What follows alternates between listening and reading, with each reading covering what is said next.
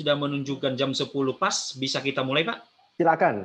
Oke, sambil menunggu nanti yang lain, semoga nanti yang lainnya masuk terus. Oke, selamat pagi, Assalamualaikum warahmatullahi wabarakatuh semuanya.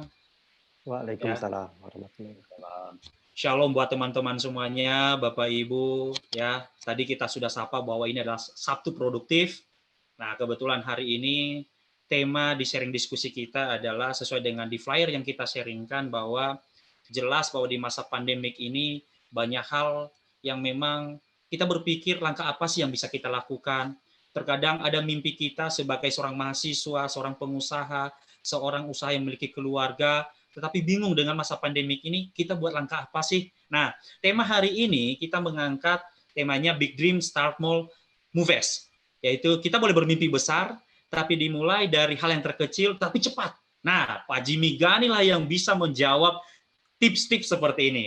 Nah, sebelumnya kembali lagi saya sharingkan. Mas Raifin boleh sharingkan tata aturan kita? Tata aturan kita, mungkin ada teman-teman sebelum kita mulai. Ya. Kita akan kembali lagi, saya akan ingatkan lagi tata aturan kita saat ini. Mas Raifin bisa? Yes.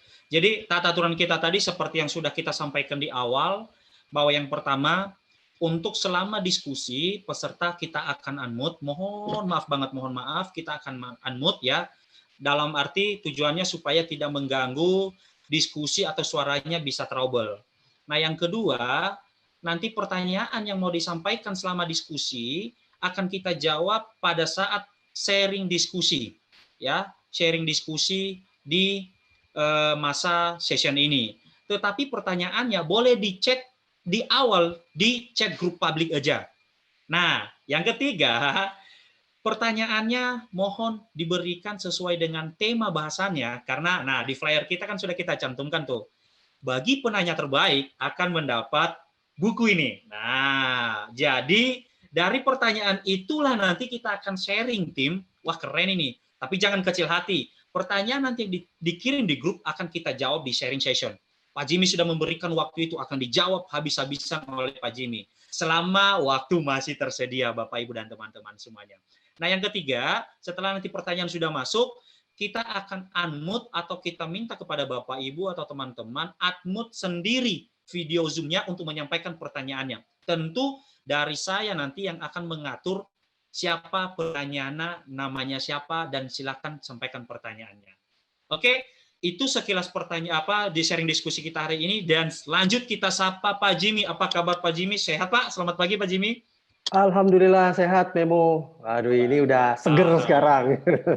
Seger ya Pak? Waduh, ternyata baju merahnya itu melambangkan apa ya Pak? Keberanian merah atau gimana itu Pak? Oh, semangat artinya kan. Semangat, saya udah dari, tapi hari ini saya agak terlambat ya bangun. Tadi 2:30 kayaknya, okay. 3:30, 3:30 akhirnya saya baru bangun. Terus sudah kemana-mana, ke masjid, udah fitness, sudah treadmill. Wah, sekarang siap menyapa teman-teman semua. Wah, kalau saya melihat Pak, teman-teman yang hadir di sini, kayaknya setengah-setengah Pak. Ada yang garis X, ada yang garis milenial ini Pak. Waduh. Jadi cukup, kayaknya materinya ini cukup harus renyah, jangan terlalu berat, dan juga jangan terlalu ringan. Yes. Gimana Pak Ci?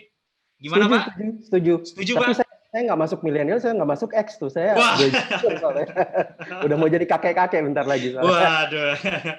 Tidak menunggu waktu lama, kita beri panggungnya kepada Pak Jimmy. Oke, silakan Pak Jimmy memulai presentasinya, Pak. Terima kasih. Bismillahirrahmanirrahim. Assalamualaikum warahmatullahi wabarakatuh. Oke. Selamat pagi, salam sejahtera untuk kita semua. Izinkan saya share dulu ya, ini saya akan lakukan presentasi mungkin 20 menit sampai setengah jam, kemudian nanti dari situ kita diskusi. Saya akan share nanti ada beberapa yang sifatnya scientifical, ada yang sifatnya motivational, ada juga yang berbagi pengalaman.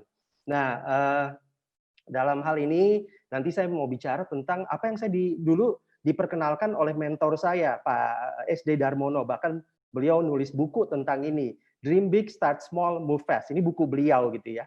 Nah, kalau saya buku Rise to the Challenge tadi, penulisnya itu Pak Ervin, Dr. Ervin, dan Memo yang tadi yang sekarang jadi host gitu kan, diluncurkan kira-kira hampir 2 tahun yang lalu, nggak terasa gitu ya, di tahun 2018. Nah, tujuan dari Zoominar ini ada dua sebenarnya, self management sama business managementnya meningkat. Jadi nanti harapannya teman-teman ini bisa meningkatkan kemampuan pengelolaan untuk diri maupun juga bisnis. Saya bukan pengusaha, saya nggak perlu bisnis manajemen. Nggak apa-apa, karena kita harus punya mimpi kan, nanti punya bisnis sendiri, atau bisa menjadi CEO di perusahaan besar gitu. Nah, harapannya ya itu tadi gitu. Nah, ini juga series ya, setiap minggu kita akan, setiap Sabtu pagi akan seperti ini, dan silakan nanti siapa cepat dapat gitu ya tempatnya, karena kita emang hanya 100 orang yang kita berikan. Jadi nanti saya akan bicara sedikit mengenai Rise to the Challenge, bukunya itu sendiri, kemudian konsep Dream Big, Start Small, Move Fast, kemudian strategi dalam menggapai impian. Nah, di situ nanti saya akan sharing juga pengalaman hidup saya lah sedikit gitu ya. Nanti kita bisa diskusi setelah itu. Nah, sedikit tentang saya. Jadi sekarang saya kembali lagi menjadi pebisnis sampai dengan Desember 2019. Mungkin banyak yang kenal saya ini. Saya lihat tadi ada Om Iwe dari Kalimantan Selatan gitu ya. Dulu saya penasehat Menteri Desa PDTT. Saya juga ngelihat ada beberapa mungkin mahasiswa saya. Saya juga dulunya rektor di IPMI International Business School hampir 5 tahun. Kalau penasihat menteri saya 2 tahun. Sekarang saya lagi sama anak saya nih yang udah menikah kira-kira hampir 2 tahun lalu. Ini lagi membangun gitu ya sama Mas Memo, sama Pak Ervin, membangun namanya Orbitin. Nah, nanti saya akan cerita tentang Orbitin. Ya, saya pernah juga muda dan pernah mendapat rekor muri dulu waktu saya muda sebagai CEO BUMN termuda di tahun 2009. Nah, itu sekilas ya tentang saya. Nanti kita diskusi lebih lanjut. Jadi Orbitin ini adalah satu digital platform patungan antara Tempo Intimedia Group, perusahaan TBK, salah satu media company terbesar di Indonesia, dengan JG Corp, Jimmy Gani Corporation. Jadi kita memiliki mayoritas, Tempo Media minoritas. Nah, ini lahirlah Orbitin. Nah, dari situ kemudian Tempo sebenarnya udah banyak berkecimpung di digital. Sementara kalau JG Corp, perusahaan terbesar kita dan terlama kita adalah Proven Force Indonesia yang sudah lebih dari 17 tahun. Nah, ada Orbitin, ada investment-nya, ada yayasan juga, ada institutnya, dan seterusnya. Nah, Proven Force Indonesia sendiri udah merambah ke mana-mana. Kita ada lebih dari 250 klien selama 17 tahun lebih. Sebagian besar adalah multinational company. Nah, setelah saya pensiun sebagai penasehat menteri dan sebagai rektor, tahun lalu dua-duanya saya pensiun, saya kemudian berpikir gimana nih membantu lebih banyak perusahaan. Emang kita kayaknya sih banyak ya 250 perusahaan ya.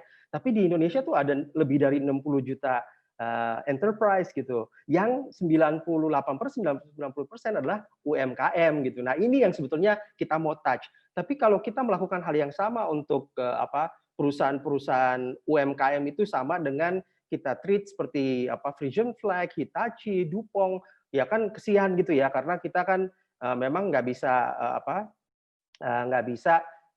menurunkan rate kita begitu rendahnya gitu, sehingga akhirnya kita bikinlah platform digital untuk membantu UMKM kebanyakan gitu.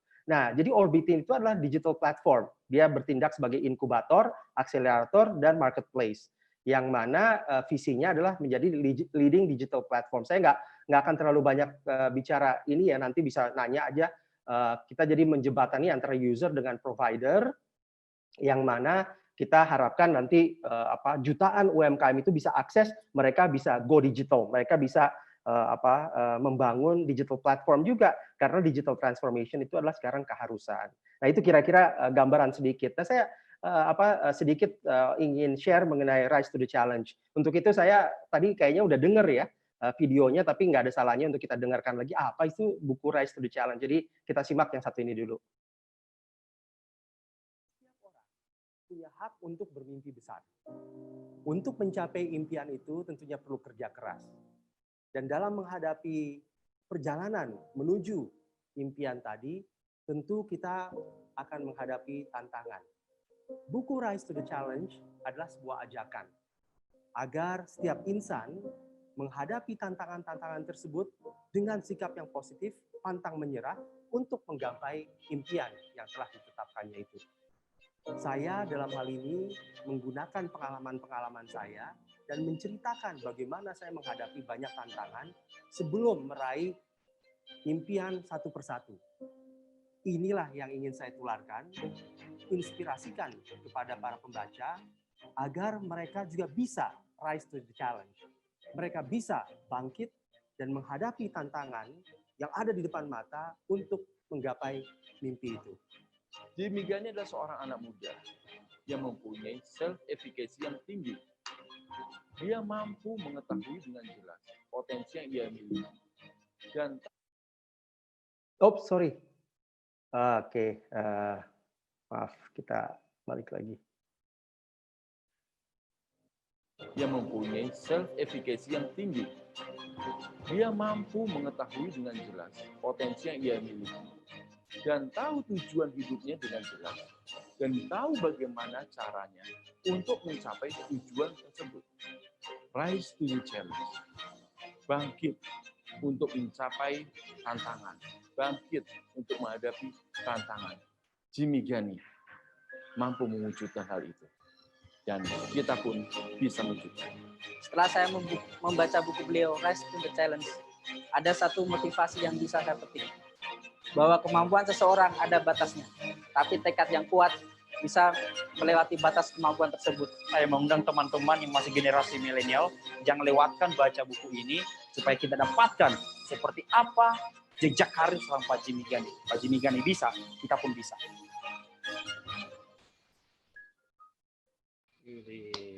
Nah, kira-kira itu apa? Jadi yang luar biasa tuh justru yang penulisnya ya. Saya kan cuma jadi objek aja kan. Jadi yang nulis itu Mas Memo yang lulusan S2 Ilmu Pemerintahan, terus Pak Ervin, Dr. Ervin yang lulusan S3. Jadi saya cuman jadi objek aja lah kira-kira gitu. Intinya Rise to the Challenge adalah suatu ajakan untuk bangkit menghadapi tantangan dengan menggunakan ilmu. Nah, ini yang penting. Menggunakan ilmu. Kenapa harus menggunakan ilmu? Nah, saya mohon maaf, saya Muslim, jadi saya menggunakan juga beberapa. Kalau dalam hal ini katanya ini hadis, tapi ada juga yang bilang ini ungkapan Imam Syafi'i. Beliau mengatakan, barang siapa yang menginginkan dunia, maka hendaklah berilmu. Barang siapa yang menginginkan akhirat, maka hendaklah dengan ilmu. Barang siapa yang menginginkan keduanya, maka hendaklah dengan ilmu. Jadi kalau kita mau hidup bahagia, kita mau hidupnya senang, kita mau hidupnya nyaman, tentram ke depannya, ya pakai ilmu gitu. Nah, jadi itu yang hari ini saya mau share gitu ya, bagaimana kita membangun ilmu supaya nanti kita bisa kira-kira mencapai mimpi kita secara efektif dan efisien. Nah, jadi ini konsep saya pelajari dari Pak Darmono tadi, mentor saya 17 tahun lalu pada saat saya lagi di awal-awal membangun perusahaan saya Proven Force Indonesia yang sekarang, yang tadinya saya seorang diri, betul-betul seorang diri, sekarang udah karyawannya lebih dari 2.000 orang. Nah, kenapa kita harus memiliki impian besar, mulai dengan hal kecil dan bergerak cepat, dream big, start small, move fast tadi, karena pertama, impian besar itu akan mendorong kita untuk berusaha lebih besar. Kalau kita misalnya impiannya kecil-kecil aja, ya udahlah kita go with the flow aja gitu, nggak ada dorongan untuk berusaha menjadi lebih besar gitu. Dan mulai dengan hal kecil gitu ya. Karena kalau kita nunggu, wah kita nggak punya modal, nunggu dulu modalnya terkumpul. Wah kita nggak punya ilmu yang cukup, nunggu dulu baru S3. Ya kapan mau mulainya gitu? Kita nggak akan mulai nanti. Dan yang terakhir bergerak cepat agar tidak terlambat ataupun kedahuluan orang lain. Nah, tentu tadi kita udah ada ilmu nih, kita udah ada juga saya juga dulu tuh paling seneng baca biografi orang lain gitu ya, yang lebih dulu hidup dari saya, lebih wise gitu ya, lebih bijak, sehingga saya ambil itu apa sih yang kita bisa dapatkan dari orang-orang itu. Kita mulai kemudian membuat strategi. Bagaimana strateginya? Saya kebetulan memang dosen S2 di bidang strategi gitu ya, yang saya ajarkan. Jadi ini sedikit science gitu, tapi nggak terlalu berat-berat aja Memo. Jadi mudah-mudahan bisa dimengerti gitu. Jadi strategi itu adalah plan of action atau policy yang desain untuk achieve major or overall aim. Artinya strategi adalah rencana aksi atau kebijakan yang dibentuk untuk mencapai satu sasaran utama atau sasaran menyeluruh. Jadi strategi ini penting karena apa? Kita kan mau mencapai sasaran, kita punya mimpi yang besar. Kalau mempunyai mimpi yang besar itu, kita pengen jadi orang kaya, kita pengen jadi orang sukses, kita pengen jadi pengusaha oke, kita pengen sehat, kita pengen di kalangan sosial, kita pengen jadi pemimpin dan seterusnya. Ya kita harus punya strategi karena kalau nggak punya strategi, ya sama aja sama orang lain gitu. Jadi go with the flow aja gitu. Nah, bagaimana caranya? Nah, ini saya belajar gitu ya. Saya kebetulan tadi dapat beasiswa di Harvard University tahun 2012 dan saya belajar antara lain dari guru saya, salah satu guru favorit saya, Profesor Michael Porter. Gurunya strategi yaitu Profesor Michael Porter. Jadi strategi 101 is about choices. Beliau bilang you can't be all things to all people. Nah ini menarik gitu ya, karena setiap banyak orang yang mau menyenangkan orang lain gitu, sehingga dia menjadi saya mau menjadi ini, saya menjadi ini untuk menyenangkan orang lain, menyenangkan si ini, si itu dan seterusnya. Akhirnya nggak menjadi apa-apa karena dia nggak punya strategi yang jitu. Nah, bagaimana strategi yang jitu itu nanti kita akan bicarakan. Yang jelas kita kan dilahirkan ya. Jadi pada saat kita lahir, kemudian nanti di perjalanan kita akan meninggal gitu. Nah, di tengah-tengah ini apa? Di tengah-tengah birth sama death. Ya, di tengah-tengah birth and death itu adalah choice, seperti yang Michael Porter tadi. Jadi nanti kita akan menemukan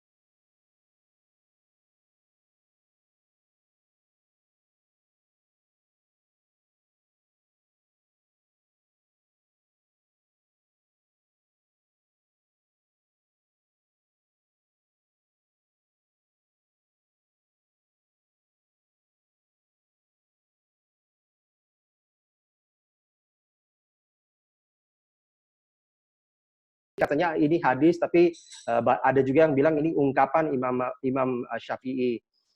Beliau mengatakan barang siapa yang menginginkan dunia maka hendaklah berilmu.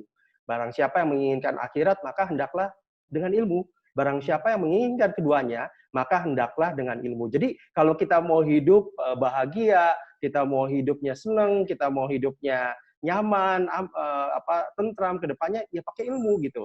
Nah, jadi itu yang hari ini saya mau share gitu ya, bagaimana kita membangun ilmu supaya nanti kita bisa kira-kira mencapai mimpi kita secara efektif dan efisien. Nah, jadi ini konsep saya pelajari dari Pak Darmono tadi, mentor saya 17 tahun lalu pada saat saya lagi di awal-awal membangun perusahaan saya, Proven Force Indonesia, yang sekarang, yang tadinya saya seorang diri, betul-betul seorang diri, sekarang udah karyawannya lebih dari 2.000 orang.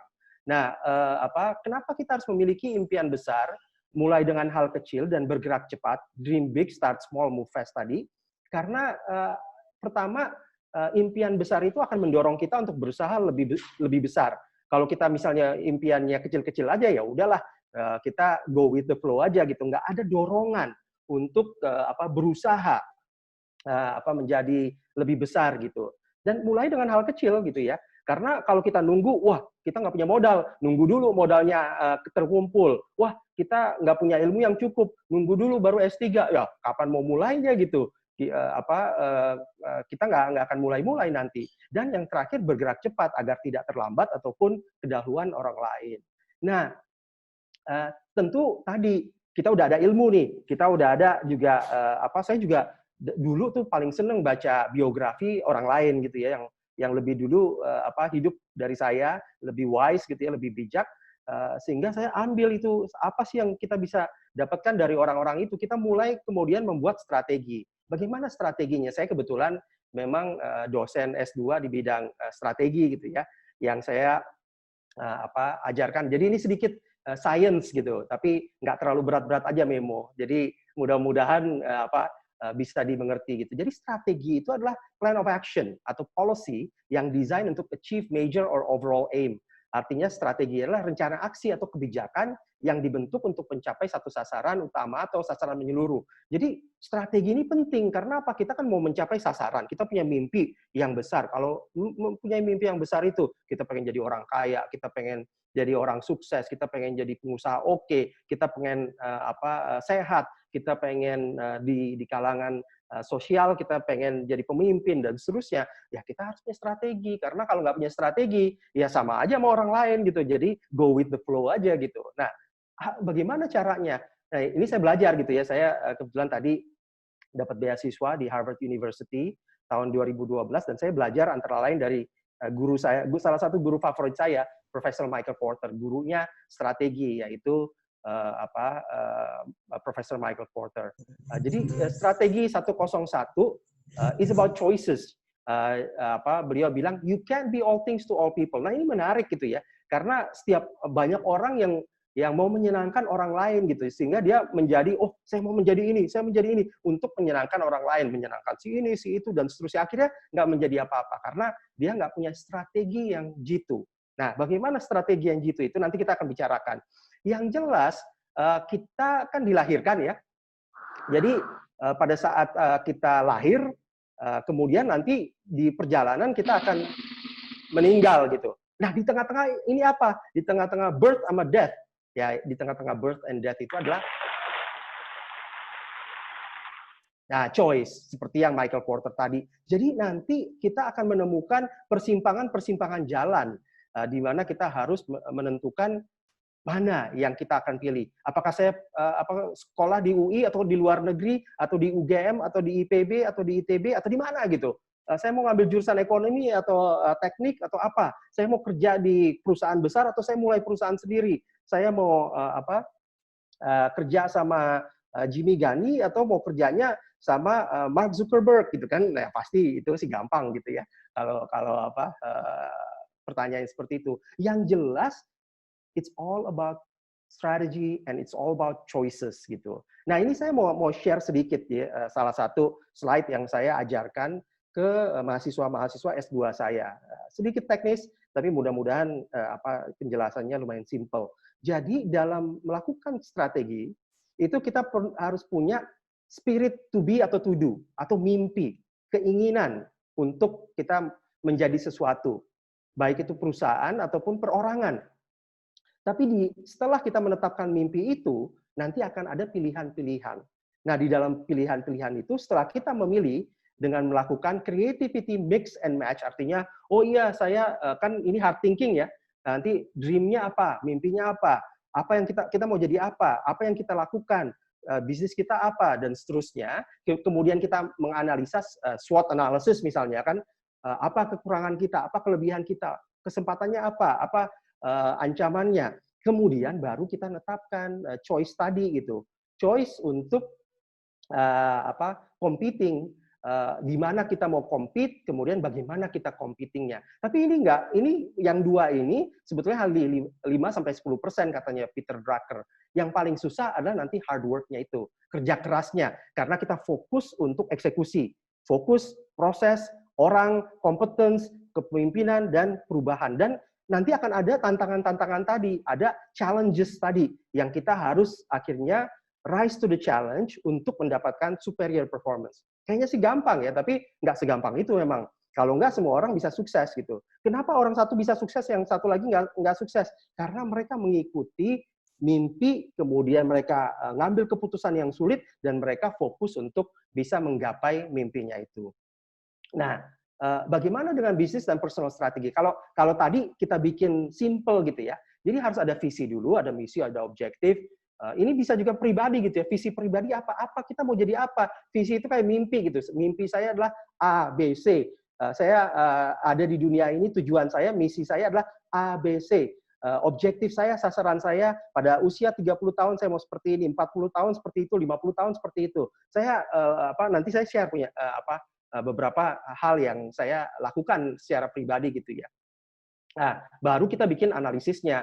Bener nggak, bisa nggak saya gapai itu semua gitu. Baru akhirnya kalau bilang oke, bisa, ya udah saya bikin keputusan untuk mengambil langkah seperti itu. Dan implementasi yang paling penting, dan kontrol. Karena apa? Karena nggak semua mimpi kita langsung kita dapatkan. Ada yang kita harus kerja keras sebelum kita dapatkan mimpi itu. Nah, ini sangat penting ya. Kalau bagi saya, mungkin orang lain saya nggak tahu. Tapi keseimbangan dalam kehidupan itu penting, karena kita mungkin kaya, tapi akhirnya keluarga berantakan. Atau kita secara sosial kita populer, tapi secara spiritual kita lemah. Nah, kita harus menentukan. Ada 8 dimension of wellness yang nanti kita boleh sharing gitu ya.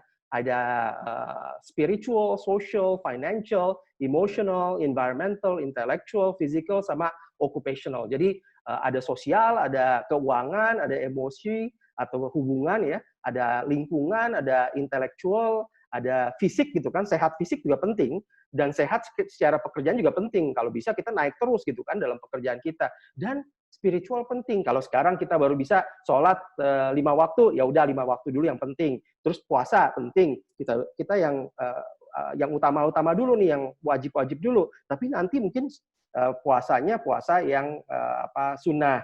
Kita kemudian juga melakukan sholat-sholat sunnah rawatib, bangun malam, kemudian dan seterusnya gitu ya. Kita umroh, kalau haji udah pasti harus gitu kan kalau kita punya. Nah, ini semua menjadi nantinya satu holistic dream tadi gitu, yang saya nanti mau share bagaimana saya menggunakannya untuk meraih impian-impian saya tadi gitu. Nah, saya juga saya ada om namanya Jim Collins gitu ya, kebetulan namanya sama aja Jim gitu. Jim mengatakan bahwa kita harus mempunyai hedgehog concept. Jadi jangan kesana kemari. Nah, kita harus fokus pada apa? Nanti kita fokus pada sesuatu yang ada di tengah ini. Jadi apa yang kita passionate, apa yang kita bisa menjadi nomor 1 di dunia ya, apa yang kita bisa apa yang menjadi economic engine. Ya contohnya gitu ya, Ronaldo gitu kan. Ronaldo itu dia main bola gitu. Dia bisa nggak jadi pemain golf? Bisa gitu. Sama Michael Jordan dulu dia jadi pemain basket. Dia juga bisa jadi pemain golf, tapi belum tentu itu bisa menghasilkan uang yang cukup untuk dia. Dan dia belum tentu bisa jadi nomor 1. Dan dia belum tentu passionate tentang itu. Nah, 3 hal ini yang kita ramu. Jadi kita harus senang dengan pekerjaan itu, kemudian kita bisa jadi nomor 1 gitu ya. Kemudian kita juga bisa dapatkan penghasilan dari situ. Entah itu jadi pelawak, atau jadi CEO, atau apapun gitu. Yang jelas itu harus ada gitu kan menurut menurut Jim Collins tadi. Jadi, nah ini yang terakhir ya, sharing pengalaman saya sedikit aja beberapa hal tadi gitu ya. Sebelum itu kayaknya udah dengar suara saya agak serak ini. Jadi silakan dengerin video ini dulu. Halo sahabat Proven Academy, saya Jimmy Gani ingin share mengenai Born to Win. Manusia dilahirkan untuk menjadi pemenang. Tentunya ada kelebihan, ada kekurangan. Bagaimana kita memahami diri dan bisa mengidentifikasi apa kelebihan kita, apa kekurangan kita, dan apa yang kita harus lakukan untuk memanfaatkan kelebihan kita dan menutupi kekurangan kita, itu merupakan apa yang kita harus pelajari secara mendalam sejalan dengan beriringnya waktu. Sebagai manusia yang dilahirkan untuk menjadi pemenang, kita harus melihat bagaimana kita bisa terus memperbaiki dan memiliki mindset terhadap Born to Win tadi. Saya, Jimmy Gani, menantang semua untuk terus memiliki mindset dan terus semangat untuk menjadi manusia pemenang. Ini juga kebetulan Born to Win itu saya juga pakai waktu saya nulis buku bersama Pak Ervin ya, Winning with Passion di tahun 2011. Karena saya percaya bahwa setiap manusia tuh memang benar dilahirkan sebagai pemenang. Kenapa? Karena dari sebelum kita conceive gitu ya oleh ibu kita, jutaan sel ayah kita dengan jutaan sel telur dari ibu kita itu kita harus berjuang dulu nih sampai sel ibu kita dengan sel dari ayah kita itu akhirnya blend dan akhirnya berada di dalam womb daripada ibu kita. Bayangin dari situ aja kita udah jelas pemenang, kita ngalahin jutaan sel yang lainnya gitu. Nah, tapi untuk menjadi pemenang itu harus ada strategi. Nggak mungkin Manchester United misalnya bisa menang beberapa kali Champions Cup kalau misalnya mereka nggak punya strategi. Nggak mungkin Jerman beberapa kali menang Piala Dunia kalau nggak punya strategi. Jadi strategi itu harus. Dan strategi itu bukan hanya di bisnis saja, tapi di semua aspek. Tapi yang sayangnya banyak orang yang merasa bahwa saya hidup begini aja gitu ya, go with the flow, ya sudah nggak apa-apa. Tapi jangan salahkan. Katanya memang Allah itu memberikan rezeki. Tapi kalau saya mengatakan bahwa rezeki itu bukan begitu aja kita dapatkan, kita harus menjemput rezeki itu. Rezeki itu udah jelas ada di depan mata, tapi harus menjemput gitu. Nah, menjemputnya dengan strategi bagaimana, sama jodoh juga sama, kita harus jemput gitu kan, nggak tiba-tiba datang misalnya kita laki-laki gitu ya, nggak tiba-tiba gitu datang perempuan di depan kita langsung dia bisa kita dapatkan, kita jadikan istri gitu. Kita harus tetap berjuang, tetap harus ada strategi gitu ya. Nanti saya juga cerita bagaimana strategi memenangkan hati istri saya gitu ya dalam 20 hari. Tapi itu nanti lagi gitu ya. Strategi tentang bisnis, strategi tentang mengelola keuangan. Ini semua akan kita pelajari selama berminggu-minggu ke depan dalam Rise to the Challenge ini. Nah, tadi ya kita udah bicara yang paling penting itu hard work gitu. Saya usia udah hampir 48 tahun, tahun ini 48 tahun. Anak saya yang pertama udah menikah 2 tahun lalu. Jadi mudah-mudahan satu hari akan menjadi kakek. Anak saya yang kedua sekarang lagi sekolah di UI. 3 anak saya ini mau berangkat tahun depan ke luar negeri. Yang ketiga baru saja lulus SMA. Nah, ini juga mereka lagi berjuang gitu dan mereka juga lagi membangun bisnis juga, membangun karir juga dan seterusnya, sehingga saya berharap juga ikut juga membantu mereka untuk merealisasi usaha mimpi mereka juga. Jadi tadi, nah kalau apa sih visi Jimmy Gani? Kalau saya sih dalam setiap sholat saya baca ini, Rabbana atina fid dunya hasanah wa fil akhirati hasanah wa qina adzabannar. Wahai Tuhan kami, berilah kami kebaikan di dunia dan kebaikan di akhirat, dan peliharalah kami dari azab neraka. Jadi visi Jimmy Gani adalah bahagia di dunia, bahagia di akhirat, dan jangan sampai masuk neraka gitu. Nah, itu kan di Al-Baqarah 201 gitu. Saya rasa semua agama sama ya, tapi tentunya semua orang kan beda-beda gitu. Tapi ini kira-kira visi gini-gani. Nah, misinya apa? Misinya ya tadi menggapai dunia, menggapai akhirat, jangan sampai masuk neraka, kalau bisa kaya raya. Karena apa? Kita perlu kaya raya gitu. Kita kan mau naik haji, kita mau umroh setiap tahun, kita mau bisa sedekah, kita mau bisa infak, kita mau menyenangkan orang, ya perlu gitu loh.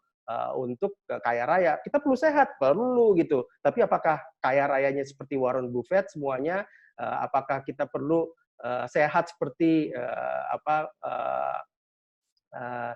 Arnold Schwarzenegger semua? Ya enggak, ya tergantung dari apa yang kita inginkan. Tapi kita harus menjadi optimis. Karena optimis itu selalu kerja dengan existing challenges. Jadi there's a slight difference between optimist and pessimist.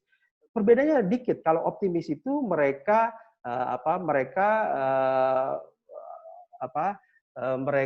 melihat kesempatan dalam setiap kesulitan. Ya. Jadi optimis itu melihat kesempatan dalam kesulitan. Kalau pesimis melihat kesulitan dalam kesempatan. Jadi kalau optimis bilang, oh kesulitan itu nggak apa-apa, emang justru karena kesulitan itu saya ada di sini gitu, saya akan selesaikan. Tapi kalau yang pesimis, dia ada peluang apa di depan, nggak bisa, saya nggak mau ngadepin problem seperti itu, saya nggak mau ngambil kesempatan itu dan seterusnya. Jadi pesimis ini selalu ngelihat blaming aja gitu, excuses aja, justify aja gitu. Nah, sementara yang kita harapkan ya adalah yang optimistik tadi. Saya percaya bahwa semua itu akan dikabulkan oleh Allah Subhanahu wa taala, Tuhan yang Maha Kuasa. Tapi ada 3 kemungkinan. Yang pertama langsung dikabulkan. Tapi itu saya dalam hidup saya kayaknya jarang gitu ya. Saya minta, ya Allah berikanlah saya uang 1 miliar.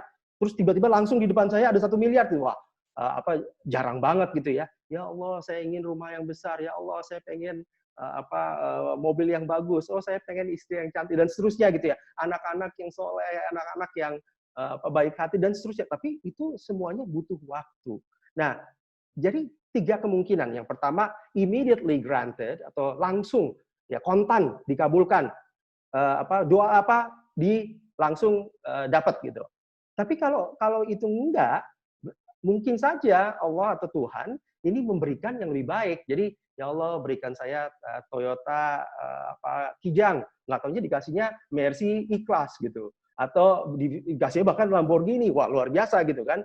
Nah, jadi ini kan digantikan dengan yang lebih baik bahkan gitu. Tapi ada juga kemungkinan ketiga, nanti ditunda dulu gitu. Nggak sekarang, mungkin setahun lagi, mungkin 10 tahun lagi. Tapi kalaupun tidak di dunia ini, insya Allah nanti di akhirat kalau kita sabar gitu. Jadi itu apa yang saya juga sama Pak Ervin share di dalam buku Winning with Passion. Jadi 3 kemungkinan itu. Nah, jadi kalau kita bicara tentang sukses adalah perjalanan gitu ya. Pada saat saya bikin buku ini di tahun 2011 bersama Pak Ervin, saya waktu itu dirut di Sarina. Saya mendapatkan rekor muri sebagai dirut BUMN termuda dalam sejarah. Nah, kemudian dari situ saya ngelihat bahwa itu bukan akhir dari perjalanan saya. Memang mungkin orang menganggap bahwa itu sukses, tapi sukses adalah perjalanan. Pada saat itu saya sukses, belum tentu seterusnya saya akan sukses. Saya harus terus menjalani perjalanan ini sampai sudah tidak bisa sudah di stop gitu. Nah, ada satu pepatah bahwa you haven't failed until you stop trying. Kamu belum bisa dikatakan gagal apabila kamu belum stop berusaha gitu. Artinya kalau stop berusaha ya udah berarti kan udah selesai. Tapi selama kita belum berusaha itu adalah tadi pending hasilnya gitu, kira-kira gitu ya. Nah, dalam 8 dimension of wellness ini masing-masing punya prioritas. Nah, saya menetapkan apa prioritasnya. Yang pertama kalau bagi saya spiritual. Yang pertama Allah gitu ya. Jadi kalau misalnya dibenturkan antara nanti harus mengambil keputusan apakah milih agama atau misalnya pekerjaan ya tetap kita pilih spiritual. Apakah kita milih spiritual atau fisik gitu kan? Misalnya kita fitness gitu ya. Fitnessnya itu nggak selesai sehingga kita meninggalkan sholat. Nah, itu kan salah gitu. Jadi spiritual bagi saya nomor 1. Nah, sehingga diutamakan haji dulu gitu ya. Saya tetapkan waktu itu umur saya harus 30, sebelum 30 tahun saya naik haji, tapi nggak tercapai. Umur saya baru 31 saya baru naik haji. Saya mesti berubah menjadi orang yang lebih ini pada usia sekian dan seterusnya. Itu misalnya keluarga kita menetapkan setiap tahun kita mau umroh, tapi nggak bisa setiap tahun juga gitu, nggak tahunya. Artinya mungkin 2 tahun sekali, 3 tahun sekali, dan seterusnya. Dan itu yang pertama. Yang kedua adalah life and satisfying relationship. Bagi saya keluarga itu penting sekali gitu, sehingga pada saat harus dibentrokkan misalnya keluarga dan pekerjaan, ya kita tentunya fokus ke keluarga. Saya pernah meninggalkan pekerjaan saya waktu itu, saya usia 27 tahun, 20 tahun, saya adalah vice president di Asia dan di dunia yang paling muda gitu, pada usia 27-28 tahun gitu. Akhirnya saya resign karena apa? Saya mulai kerjaan pada saat saya nggak punya anak, pada saat saya resign itu begitu anak saya lahir yang ketiga. Kenapa? Saya harus travel terus-menerus dan tinggalnya harus di hotel gitu.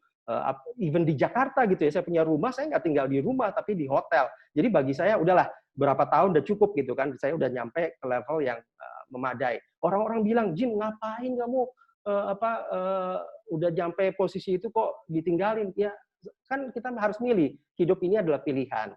Yang ketiga bagi saya adalah financial gitu ya, keuangan. Nah, karena penting untuk kita, karena kita tadi mau haji, mau umroh, mau silaturahim, mau apapun perlu duit gitu. Jadi penting walaupun bukan satu-satunya.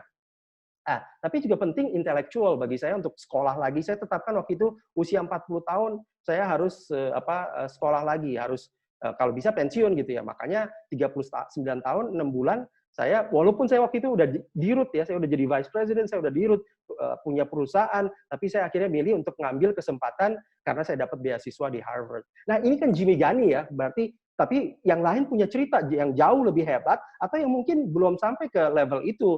Bagi teman-teman yang masih muda nggak apa-apa gitu. Ini kan saya kembali sharing lagi supaya ngelihat bagaimana menggunakan framework ini. Pekerjaan untuk saya nomor 5 gitu ya. Nomor 6 sosial, karena harus juga membangun sosial, fisik juga tetap kita harus jaga kesehatan gitu ya.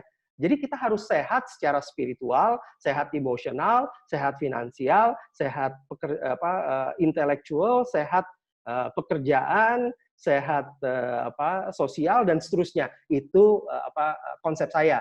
Tapi konsep wellness ini sebetulnya seperti yang ada di sana merupakan konsep hidup yang seimbang yang memang secara psikiatri emang ada gitu. Namanya 8 wellness dimension gitu ya, 8 dimension of wellness. Silakan nanti saya akan bagikan materi ini dan boleh dicek juga gitu di internet banyak sekali gitu. Nah, apakah saya tahu bahwa ini adalah prioritas saya dan saya dokumentasi yang enggak, tapi di hati saya tahu kalau saya dibentrokkan harus milih yang mana, milih Allah atau milih pekerjaan, udah jelas gitu.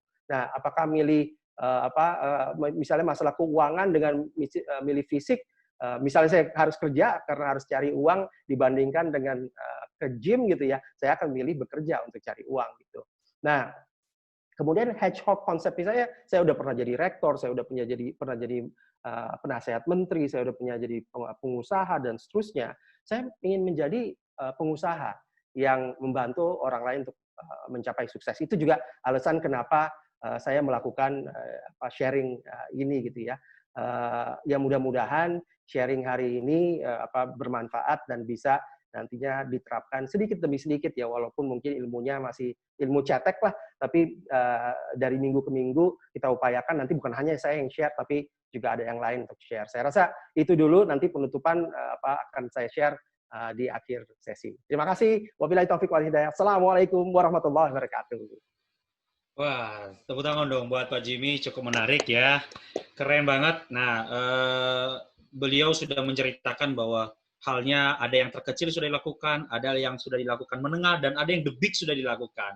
Nah, tentu teman-teman pun, Bapak Ibu semuanya, dari sharing Pak Jimmy ini pun, ada sesuatu hal yang mungkin mengganjar di pemikiran kita, atau memang sudah dilakukan nih, langkah seperti yang dilakukan Pak Jimmy, tapi kok nggak bisa-bisa jadi seperti Pak Jimmy? Nah, silakan. Nah, tadi berdasarkan peraturan awal, kita sudah minta bahwa chatnya, pertanyaannya tolong dicek di dalam Zoom-nya. Tapi sejauh ini ternyata nggak ada chat atau memang terlalu tegang ya, fokus dulu mendengarkan sharing dari Pak Jimmy, ya nggak apa-apa. Nah sekarang nggak apa-apa, nggak usah lagi di chat ya. Kalau mau di chat juga nggak apa-apa, menyusul. Tapi sekarang kita langsung masuk ke sesi pertanyaan ya Pak Jimmy, bisa ya Pak? Silakan, silakan. Guys, nah silakan. Jadi sekarang kita minta di unmute aja salah satu, unmute aja yang tercepat kita akan lemparkan itu yang bertanya. Barito Kuala, Sorry. Umiwe. Woi, sebalik lagi. Nanti admin kita akan mendata pertanyaannya, dan jangan lupa sesuai dengan poster kita, flyer kita, pertanyaan terbaik akan kita rilis 3 pertanyaan terbaik dan akan kita kirimkan buku Rise to the Challenge. Jadi tolong pertanyaannya sesuai dengan tema kita dan yang menjawab tema yang kita bahas hari ini. Silakan, siapa tadi? Umiwe, Barito Kuala. Woi, silakan Om Iwe Barito Kuala. Silakan menyampaikan pertanyaannya kepada Pak Jimmy. Terima kasih, Mas Mem. Terima kasih, Prof. Ketemu lagi nih, Prof, walaupun virtual. Ada Prof menindaklanjuti juga hasil dari benchmarking Korea Selatan yang lalu. Dalam aplikatifnya, saya di lapangan sebagai fasilitator mengalami kendala-kendala. Ya, terutama terkait terhadap bahwa ada istilah human behavior itu dipengaruhi oleh social environment. Nah, untuk kesuksesan seorang juga kan kita ketahui bahwa sukses itu juga dipengaruhi oleh seseorang. Nah, yang jadi pertanyaan, Prof, bagaimana kita bisa dapat memilih lingkungan sosial atau orang-orang yang bisa membantu kesuksesan kita juga? Itu, Prof. Kira-kira kiatnya apa aja sih? Itu aja. Terima kasih, Prof. Assalamualaikum. Terima kasih, Om Iwe. Dijawab Pak Jimmy. Kasih. Wah, itu fotonya luar biasa tuh waktu kita di Korea Selatan tuh kayaknya ya. Senang banget gitu Om Iwe. Salam untuk teman-teman di Korea, di Barito Kuala. Jadi memang ini sulit ya. Artinya kita kan tadi bisa menetapkan strategi, kita bisa menetapkan mimpi, kita bisa menetapkan untuk terus konsisten kalau bahasa agamanya istiqomah gitu ya. Tapi di saat-saat tertentu kita menemui tembok yang besar gitu karena orang lain kan nggak sama kita gitu ya. Dan tadi gitu setiap orang tuh berbeda. Nah itu tadi kan kalau kita mau bahagia di dunia dan kita mau sukses gitu ya kita harus belajar gitu. Belajarnya bagaimana?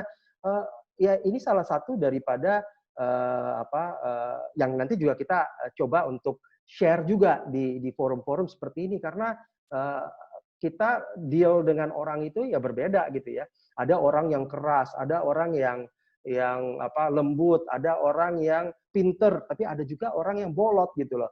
Bukan apa-apa, mereka memang nggak memiliki keinginan untuk belajar gitu. Nah ini kan ada ilmunya semua, ilmu psikologi itu kan jelas gitu loh.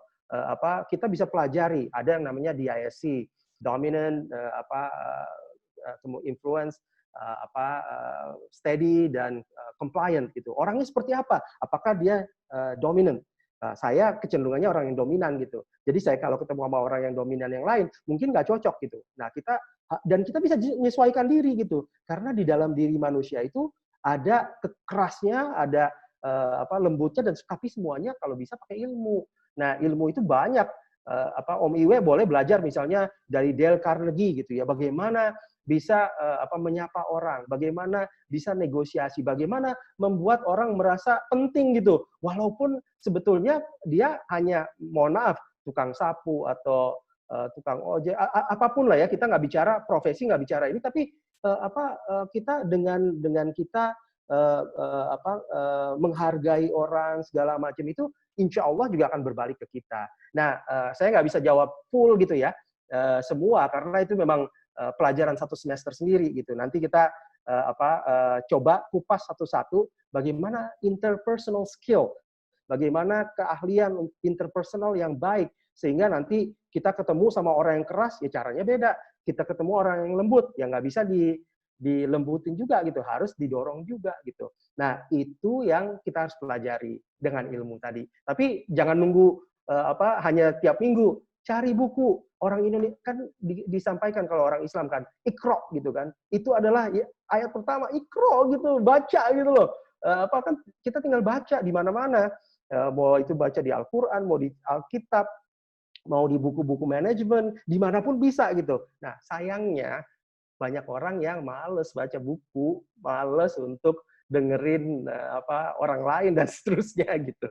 Jadi itu Om Iwe, ya, kapan-kapan kita ketemu lagi. Saya jadi sama Om Iwe ini waktu itu ke Korea Selatan ya, setahun atau 2 tahun lalu. Saya sebagai penasihat menteri memimpin delegasi pada saat itu ada 30-an orang, 20 atau 30 orang gitu ya, yang dikirim oleh Kementerian Desa PDTT. Saya diminta sama Pak Menteri untuk nemenin mereka, sehingga kita keliling tuh di Korea Selatan untuk melihat bagaimana kesuksesan mereka. Siap. Ya, lain kali lagi ya, Terima kasih. Om Iwe ya. Oke, terima kasih Prof. Oke, terima kasih Om Iwe dan jawaban yang singkat dari Pak Jimmy. Sekali lagi pertanyaannya 1 per orang ya, jangan didouble. Dan ternyata sudah ada 3 chat sudah masuk, jadi mohon maaf, langsung lempar kepada Pak Budi Purnama. Silakan Pak Budi Purnama menyampaikan pertanyaan pada Pak Jimmy, walaupun sudah chat Pak, tapi urutannya saya akan lempar pada Pak Budi. Silakan Pak.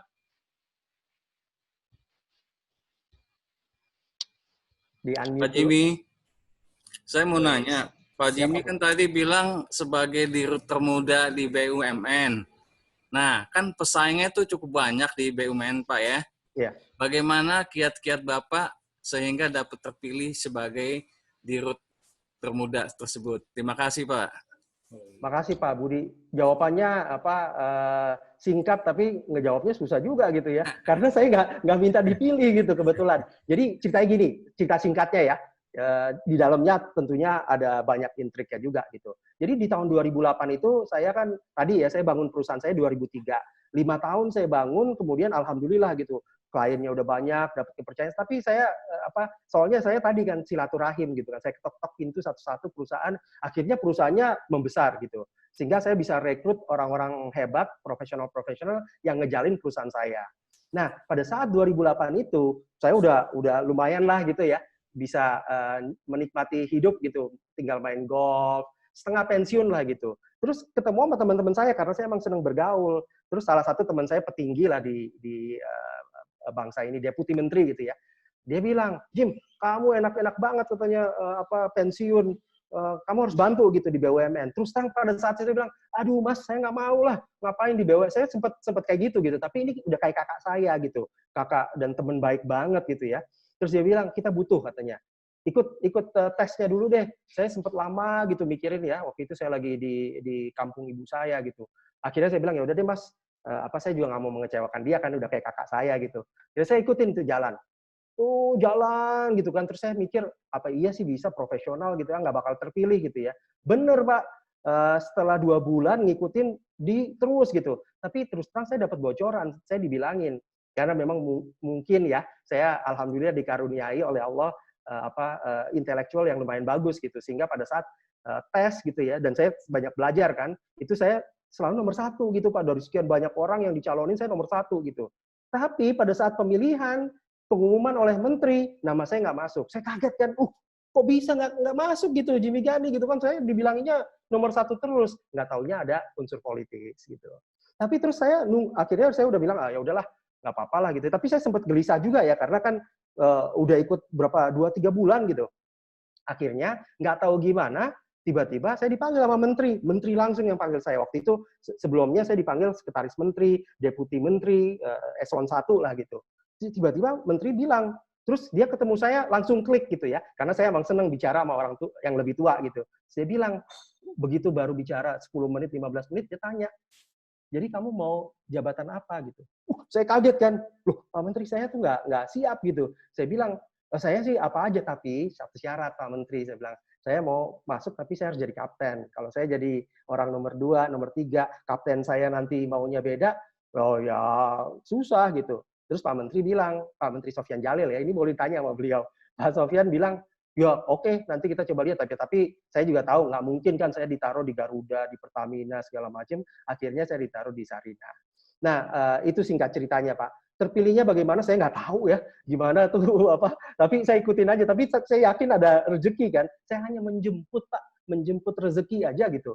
Tapi tadi dengan belajar, artinya ya secara intelektual kita belajar, pengalaman kita timba, kita belajar menghadapi orang dan seterusnya. Ya mungkin itu sih sedikit kelebihan saya ya yang saya tahu. Gitu. Tapi saya banyak kekurangan yang nanti kita bisa bahas juga gitu. Tapi kalau mau lebih tahu kekurangan saya nanti tanya istri saya, dia banyak lebih tahu. Thank you, sudah sekian Pak Jimmy, jawaban atas ke Pak Budi Purnama. Ya. Oke, next. Nah, menarik ini. Ada pertanyaan selanjutnya di chat, namanya dari Mbak Novita. Ya, silakan Mbak, jangan saya membaca, biar saja yang mengurut-ngurutkannya. Mbak Novita, silakan nyampaikan pertanyaan kepada Pak Jimmy. Terima kasih Pak Jimmy dan semua teman-teman yang hadir di chatroom ini. Saya hanya mau bertanya, tadi kan sudah disampaikan mengenai hedge konsep ya, dari Jim Collins. Itu ada tiga konsep. Nah, pertanyaan saya, pada saat kita melihat ada opportunity, akan lebih mana yang akan lebih dominan? Apakah karena kita berdasarkan passion, atau itu kan ada tiga ya, about deeply passionate, atau what you can be the best, or what drives your economic engine. Itu pertanyaannya, manakah yang akan lebih dominan? Terima kasih Bu Novita. Boleh saya jawab langsung, Mas Memo? Langsung, Pak, silakan, Pak. Oke, terima kasih. Jadi ayah saya ini pegawai negeri, Bu, dan saya anak pertama. Saya tahu persis bagaimana ayah saya harus bekerja keras untuk bisa naik dari pegawai yang paling rendah sampai bisa menjadi, kebetulan beliau di Kementerian Luar Negeri, jadi posisi tertinggi beliau waktu itu duta besar gitu ya. Nyampe gitu jadi duta besar, tapi setelah lebih dari 30 tahun beliau bekerja gitu kan. Terus saya ngelihat, waduh, rupanya kalau kerja tuh susah banget gitu ya. Terus ngumpulin duitnya juga susah banget gitu. Terus dari awal saya udah bilang ayah saya kayaknya nggak mau deh jadi pegawai negeri. Ayah saya agak kecewa sih waktu itu. Kan kalau zaman dulu kan ininya tuh bagusnya jadi pegawai negeri dan seterusnya karena stabil, naiknya pasti dan seterusnya. Tapi terus akhirnya ayah saya setelah saya debat sama ayah saya tuh orang luar biasa, demokrat sejati gitu ya, saya beruntung. Jadi beliau akhirnya menyerahkan ke saya, oke kamu mau apa? Saya bilang saya mau jadi orang yang sukses gitu. Dan suksesnya jangan nunggu kayak papa gitu kan. Ya mohon maaf gitu ya. Jadi dubes masa 30 tahun kemudian usia 55, 54 gitu, 55 gitu ya, 56 baru jadi dubes. Saya bilang saya nggak bisa sabar seperti itu. Saya kan tahu diri saya seperti apa. Nah, saya salah satu kan tadi ya Bu Novita kan di 8 wellness being itu kan 8 dimension itu kan adalah financial yang saya bilang tadi. Saya pengen banget gitu loh bisa punya uang gitu loh. Saya senang keindahan gitu ya. Pengen rumah yang indah, istri yang indah, terus juga kendaraan yang indah dan seterusnya gitu. Jadi saya merasa bahwa salah satu prioritas saya adalah ya saya terus terang adalah uang. Kalau saya jadi pegawai negeri agak susah gitu. Bisa nggak menjadi yang terbaik? Bisa. Tapi nggak sesuai kriteria saya. Saya pengen menjadi yang terbaik dan ada uang, tapi juga passion saya. Dan passion saya ngelihat ibu saya tuh. Ibu saya karena ayah saya dulu mohon maaf cekak gitu ya. Kurang gitu penghasilannya waktu di awal-awal sebagai pegawai negeri, ibu saya dagang gitu sampai ibu saya dagang ya ini nanti mungkin kita ada sesi tersendiri. Jadi menurut saya itu keseimbangan itu penting. Cuman yang mana yang utama tergantung kita tadi prioritas. Apakah kita mengutamakan uangnya dulu atau kita ngutamain bisa yang jadi yang terbaik atau kita mengutamakan passion. Tapi biasanya ya itu kalau kita punya passion, kita bisa menjadi yang terbaik, uang itu akan datang sendiri gitu. Nah, kita perlu tahu kekuatan kita di mana. Begitu kita tahu, oh ya kita bisa menjadi yang terbaik di sini, ya jadilah itu uang datang sendiri kok. Ya, dan nggak harus jadi dirut, nggak harus jadi pengusaha. Jadi pelawak yang terbaik, jadi YouTuber yang terbaik, jadi penyanyi yang terbaik, jadi pemain bola yang terbaik. Apapun yang terbaik itu, wah zaman sekarang jauh lebih hebat gitu dari pengusaha yang bagus gitu. Kira-kira gitu ya, Bu Novita ya. Terima kasih Pak. Terima kasih. Oke, makasih Bu Novita sudah menjawab memberikan pertanyaan dan jawaban singkat dari Pak Jim. Ke mute Memo. Ada dari Mbak Dian. Nah, kebetulan Mbak Dian ini adalah alumni Stipan juga, angkatan saya dari NIAS, sama-sama orang NIAS. Jadi salam saya sapa ya ahobu Mbak Dian, ya salam. Kalau orang Medan kan Horas, kalau NIAS ya ahobu. Silakan Mbak Dian menyampaikan pertanyaannya singkat dan jelas. Halo ya ahobu. Ya ahobu. Oke, Horas. Oke, silakan Mbak Dian. Oke, ini mendengar sharing dari Pak Jimmy Gani ini, untuk kami anak-anak muda ini begitu luar biasa ya. Maksudnya kami mendengarkan secara langsung orang yang benar-benar nyata gitu telah mencapai pencapaian yang terlalu tinggi. Jadi yang ingin saya tanyakan, setelah pencapaian beberapa tahun dan sampai sekarang, apa hal yang Pak Jimmy Gani yang masih belum mencapai impian itu gitu? Mantap. Aja. Oke, makasih banyak. Silakan Pak. Terima kasih. Jadi kan tadi kita bicara banyak kesuksesan, tapi saya mau bicara banyak kegagalan saya juga gitu ya. Saya waktu saya jadi dirut kan itu dirut muda gitu ya, termuda gitu kan. Teman-teman saya udah usia 50-an, udah usia menjelang 60, tapi saya waktu itu masih 36 tahun. Karyawan saya di vice president di dua tingkat di bawah saya. Kalau direksi saya nggak ada yang lebih muda, jauh umurnya di atas saya. Vice president nggak ada yang lebih muda dari saya, semuanya lebih tua dari saya. Itu kan luar biasa gitu ya tantangannya gitu. Akhirnya tapi saya pelan-pelan gitu ya, yakin mereka bertahun-tahun, alhamdulillah bisa gitu. Tapi saya juga merasa, waduh ini kalau saya udah begitu 3 tahun dan saya punya mimpi waktu itu ya, bahwa 40 tahun saya mau pensiun, usia saya udah 39 tahun sekian, saya bilang saya mesti stop gitu. Saya harus belajar lagi. Belajar apa? Saya ingat ayah saya gitu kan. Ayah saya bilang, Jim kalau bisa kamu mengabdi kepada negara. Saya mengabdi kepada negara susah kan, nggak ngerti ilmu pemerintahan. Ya udah saya coba daftar lah gitu. Keterima di Harvard gitu. Saya nggak tahu, mungkin Harvard pada saat itu salah gitu milih gitu kan. Tapi kebetulan aja keterima dan dikasih beasiswa pula gitu.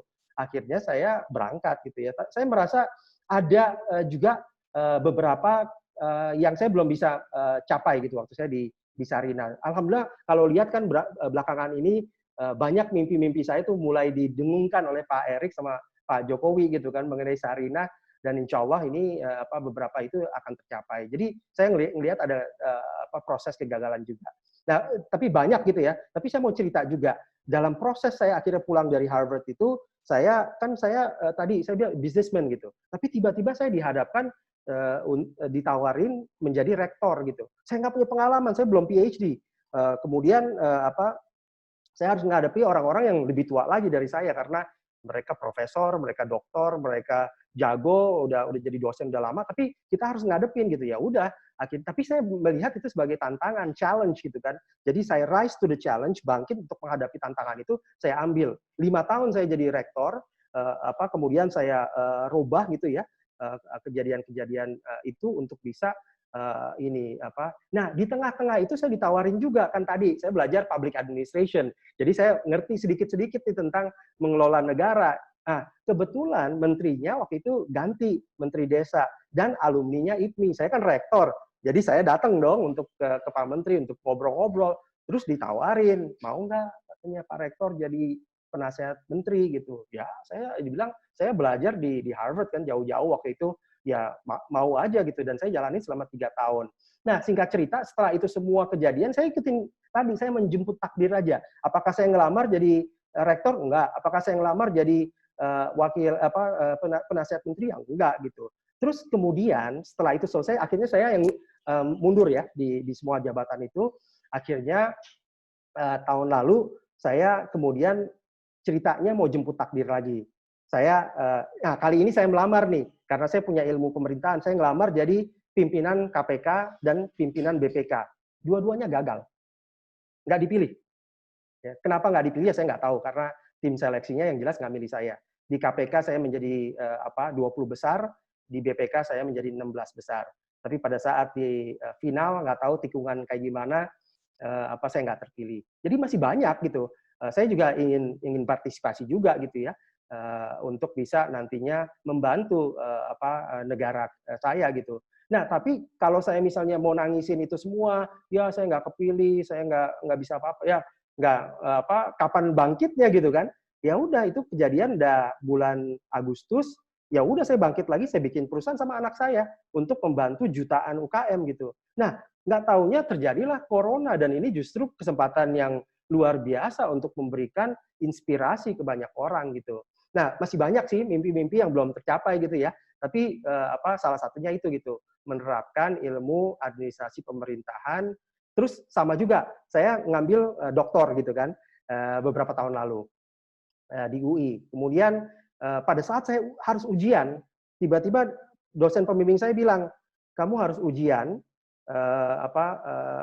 tanggal sekian gitu. Padahal tanggal sekian saya udah booking, udah lama gitu ya, umroh sama ibu saya, mertua saya, anak-anak saya. Jadi kita bertujuh dan kita udah bayar penuh gitu.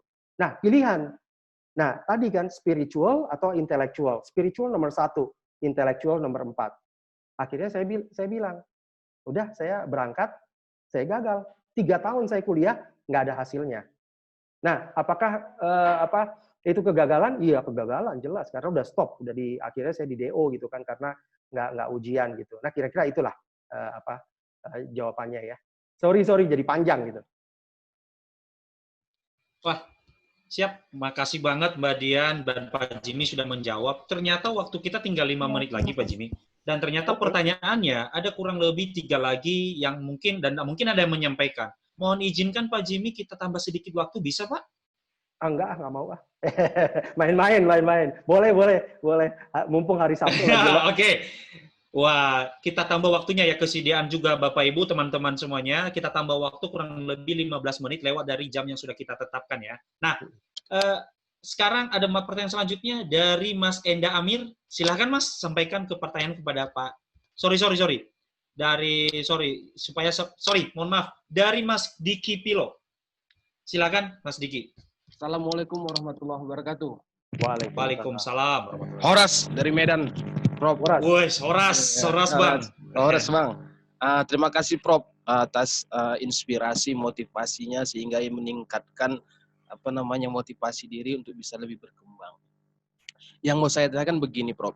Kadang ketika kita punya pikiran dan nafsu kan itu kan, dengan hati kan gitu kan, kadang tidak bisa kita sinkronkan seperti yang tadi pengalaman Prof katakan kan itu kan, antara misalnya mau umroh ataupun kita mau pendidikan.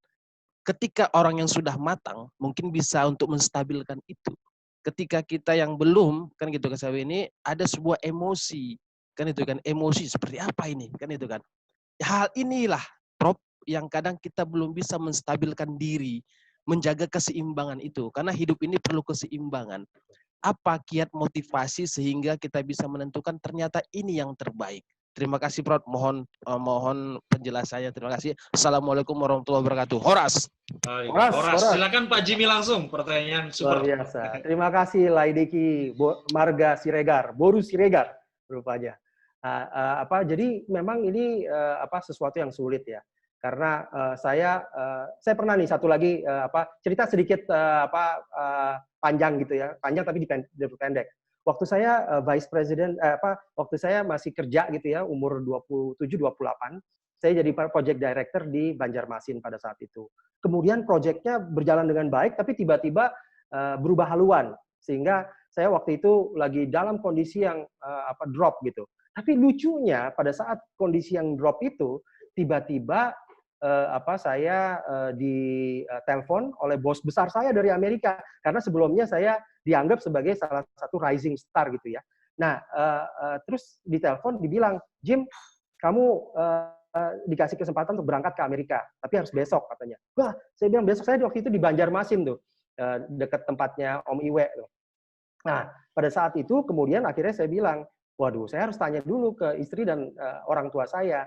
Akhirnya saya konsultasi dan pada saat di awal saya ragu karena terus terang ya, anak pertama saya lahir itu saya sedang berada di Amerika lagi tugas dan lagi belajar gitu. Jadi saya nggak ngelihat anak saya lahir kecil sekali 1,7 kilo, baru sebulan kemudian saya bisa ngelihat dia gitu karena saya di Amerika 2 bulan, istri saya yang melahirkan tanpa ada suami di sampingnya. Sehingga saya merasa waktu itu, waduh saya nggak bisa nih ninggalin istri saya terus menerus gitu kan.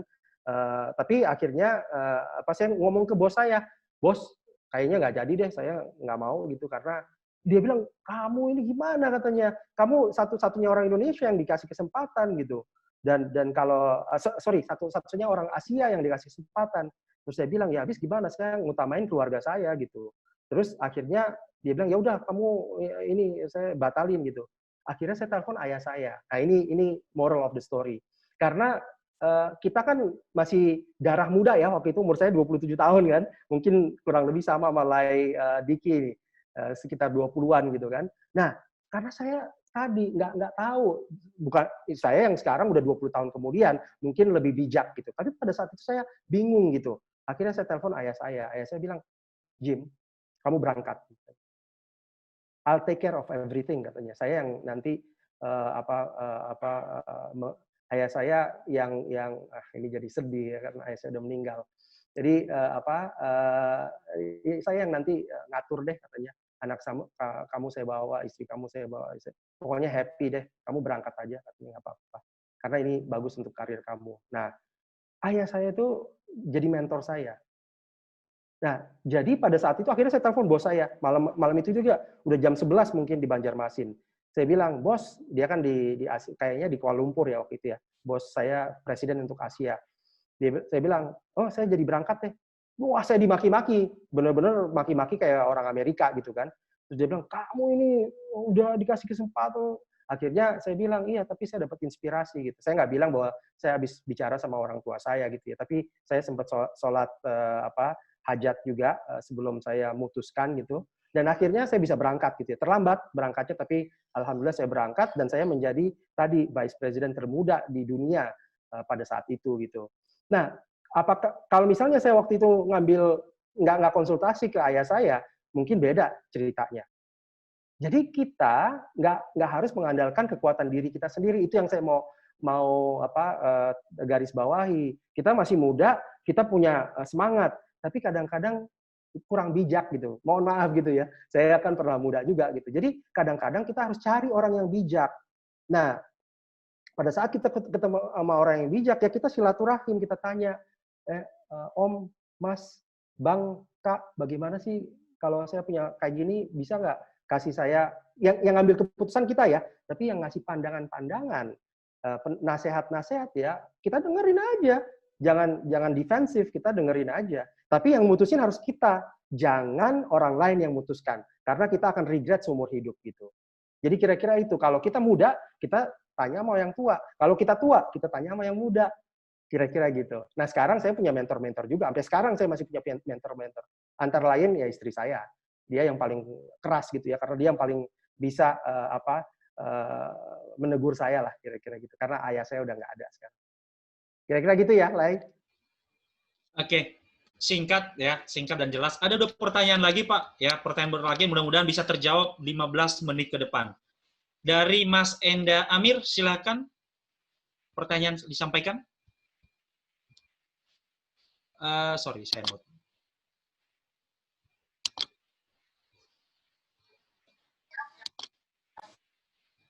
Sorry, bisa di-unmute? Saya sudah unmute sebentar. Ya, benar. Oke, terima kasih atas kesempatan yang diberikan. Terima kasih Pak Moderator. Terima kasih Pak Prof. Bisa berjumpa di daring virtual ini atas kesempatan ini. Saya tadi mendengar bahwa Pak Prof ini sempat menjadi penasihat di Kementerian Desa. Dan kebetulan saya juga pendamping desa di wilayah timur. Yang saya ingin tanyakan Pak Prof, mengenai BUMDes. Kita ketahui bersama bahwa BUMDes ini adalah salah satu penggerak ekonomi di desa. Dan memang bagaimana kita meningkatkan pendapatan asli desa agar desa lebih mandiri melalui badan usaha milik desa.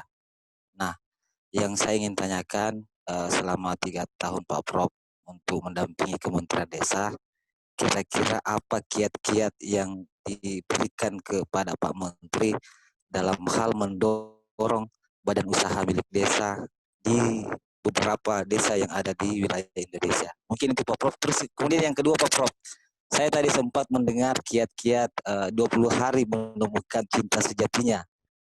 Mungkin itu juga nanti bisa dikasihkan sedikit gambaran. Dan kebetulan juga saya masih jomblo. Sekira itu bisa juga menjadi referensi nanti. Kira-kira apa sih strategi yang jitu untuk mendapatkan cinta sejati kita? Mungkin itu saja Pak Prof. Terima kasih atas kesempatan yang diberikan. Oke. Keren banget Mas Enda Amir. Pertanyaan kedua, kayaknya kita satu grup Mas. satu grup juga kayaknya perlu juga jawabannya. Seperti itu. The Jadi jomblos, ya. dipersingkat Pak Jimmy, dipersingkat untuk menjawab pertanyaannya. Silakan, Pak. Oke, terima kasih. Yang pertama mengenai BUMDes dulu, yang serius dulu. Kalau masalah jodoh nanti yang kedua. Nah, masalah BUMDes ini memang pelik gitu ya, karena satu dasar hukumnya memang ada yang namanya BUMDes, tapi di Kementerian Hukum memang ada kendala untuk mengakuinya sebagai entitas hukum. Ini sangat-sangat penting, dan kita juga waktu itu ngedorong banget gitu ya supaya ada keputusan dari Hukum maupun juga dari Mahkamah Agung kalau bisa. Bahkan kita waktu itu ngejar kalau bisa Ketua Mahkamah Agung bikin fatwa MA bahwa BUMDes ini adalah entitas hukum yang diakui oleh negara gitu. Tapi mohon maaf betul sampai dengan terakhir saya masih belum berhasil untuk melakukan itu. Padahal di advisory kita ada Prof. Haryono Suyono, Prof. Renald Kasali, ada Prof. Afiliani, ada Pak Bibit Samatrianto, dan banyak orang yang hebat-hebat gitu. Tapi kita tadi itu masih salah satu masih kegagalan kita gitu. Nah, jadi nanti kayaknya kita bisa bicara lebih khusus lagi untuk yang BUMDes ya. Dan BUMDes ini memang unik gitu, sama BUMN, BUMD, memang banyak justru banyak hal-hal yang kurang mendukung di kebijakannya gitu. Nah, kira-kira itu. Ini juga jadi wah kucing anak saya nih kayaknya ini nih. Baru jadi ini dia. Nih. Jadi dia ngelihat kakeknya, jadi inilah. Oke, jadi kira-kira gitu. Nah, nanti kita mungkin ada sesi khusus ya, karena kalau misalnya kita bicara itu akan panjang sekali. Saya sangat proponen daripada atau advokat daripada BUMDes, dan saya tahu bahwa salah satu keberhasilan nanti peningkatan daripada pendapatan asli desa itu bisa didorong oleh BUMDes. Ini salah satu juga kenapa kita bikin Orbitin untuk membantu BUMDes juga. Nanti mungkin kita diskusi lebih lanjut, dan di sesi-sesi berikut ya Mas Memo ya, bisa dimasukkan juga nanti membangun perusahaan termasuk BUMDes ini gitu, BUMN, BUMDes dan seterusnya. Yang kedua mengenai jomblonism gitu. Ini susah ini. Aduh, repot juga kita nih bahasnya. Kalau bahas ini saya harus hati-hati sekali gitu. Karena nanti dengar istri saya. Tapi di buku Rise to the Challenge itu saya satu bab sendiri tuh, Memo nulis tentang bagaimana saya ketemu istri saya tanggal 9 September karena waktu itu dikenalin sama teman saya pas ulang tahunnya dia. Kemudian saya melamar tanggal 30 September, jadi 20 hari ya kira-kira ya. Kemudian diterimanya baru 3 hari kemudian kita nikah, dan nikahnya waktu itu karena ya persiapannya agak tight, akhirnya kita milih untuk melakukannya di Mekah pada saat itu. Tanggal 6 November saya udah nikah gitu ya. Jadi dalam waktu 2 bulan. Nah, anak saya ini ngikutin, tapi anak saya lebih hebat lagi. Anak saya umur 19 tahun yang pertama udah berani untuk ngelamar kepada mertuanya. Jadi saya sama istri waktu itu lagi di Turki, saya habis conference, habis bicara di Dubrovnik di Kroasia. Kemudian ya kita ceritanya bulan madu ke 30 kali ya, itu naik kapal di Turki, terus tiba-tiba telepon sama Romi, "Pak, aku udah ngelamar," katanya. Saya kaget gitu kan. Tapi saya seneng gitu kan, ya kita juga pengen kan punya mantu. Saya nggak punya anak perempuan ya, 3 anak saya laki semua gitu. Punya mantu, terus ini, saya langsung seneng gitu, nyambut baik. Yang penting dia kerja gitu. Saya bilang, kamu tetap harus kerja, tetap harus kuliah, selesaikan kuliah, kamu kerja. Nah itu makanya dia sekarang bikin Orbitin bareng saya gitu. Nah nanti Mas Enda, cerita itu khusus kita bahas ya beberapa minggu lagi. Supaya ceritanya seru gitu, soalnya panjang banget gitu. Tapi nanti kita dikasih link aja. Anak saya juga sama istrinya kebetulan juga menginspirasi banyak orang. Istrinya baru kemarin tanggal 1 Juni berusia 20 tahun, jadi mereka menikah pada saat umur 19 dan umur 18, mereka kuliah sambil kerja juga gitu, sambil mencari nafkah. Jadi saya nggak manjain mereka ya. Mereka harus nyari uang sendiri tapi masih tinggal di rumah. Karena masih kewajiban saya juga untuk kuliahin mereka, saya masih bayarin kuliahnya. Tapi selebihnya mereka cari uang sendiri gitu. Investasi segala macam sendiri. Saya kira gitu. Nanti kita bicara khusus mengenai mengelola keluarga tadi ya. Oke, cukup menarik. Jadi Mas Enda Amir juga baru chat saya. Bagaimana nanti bergabung? Aman Mas. Nanti kita akan chat. Ada grup WA-nya nanti, ada WA-nya nanti kita akan konfirm. Tetap bisa terhubung kok. Ya. Nah, pertanyaan yang cukup menarik ya dari ini berhubungan bisnis dari Pak Ferry Tommy. Keren banget. Silakan Pak Ferry menyampaikan langsung kepada Pak Jimmy, Pak. Baik, siang Prof. Siang Pak Ferry. Mas Memo, terima kasih. Thank you untuk sharing-sharingnya ya, banyak menambah wawasan juga nih. Salam dari rekan saya yang menjadi direktur di Sarina saat ini, Ibu Ipsi Natanegara, mantan direktur di PT Pos. Salam buat Pak Jimmy. Terima kasih, salam ya. Baik, nanti saya sampaikan Pak Jimmy. Prof, saya mau nanya nih, saya hampir 30 tahun bekerja 15 tahun di global company, di perusahaan jasa pengiriman. Lalu 15 tahun ini mengelola perusahaan sendiri di dunia yang sama, industri yang sama. Nah, di zaman pandemik sekarang, kira-kira menurut Prof. Jimmy, industri apa sih yang masih promising gitu, Dok? Prof, dalam arti di era digitalisasi saat ini, kira-kira apa yang masih bergeliat, masih promising untuk bisa kita kembangkan? Itu sih singkat, Mas Memo. Terima kasih, Prof. Oke, terima kasih. Saya mau share ya, sebentar. Oke. Jadi saya share screen udah bisa belum? Memo. Belum, Pak. Belum. Tolong bisa share screen sedikit aja supaya saya nanti bisa bicaranya tuh bukan hanya sekedar bicara aja tapi oke. Oh, belum bisa. Udah. Sekarang udah. Silakan, Pak. Siap. Oke.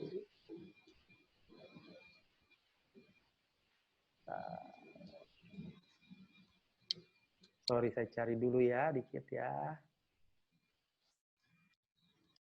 Pertanyaan cukup menarik, Pak. Iya, karena inilah yang dirasakan oleh dunia usaha saat ini, pemilik usaha sendiri, UMKM. Betul. Waduh, ini yang sekarang tantangan berat ini, jawab pertanyaan dari Pak. Dan ini adalah kayaknya QC akhirnya, pertanyaan terakhir yang harus disimpulkan di masa pandemik ini nih, para pelaku usaha, Pak. Betul.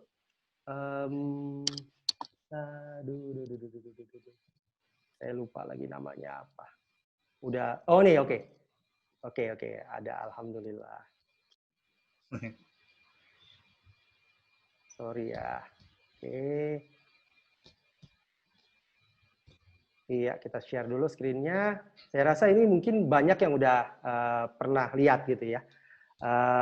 Tapi saya nanti akan bicara, ini kan kembali lagi penelitian yang dilakukan oleh Decode ya, EFC.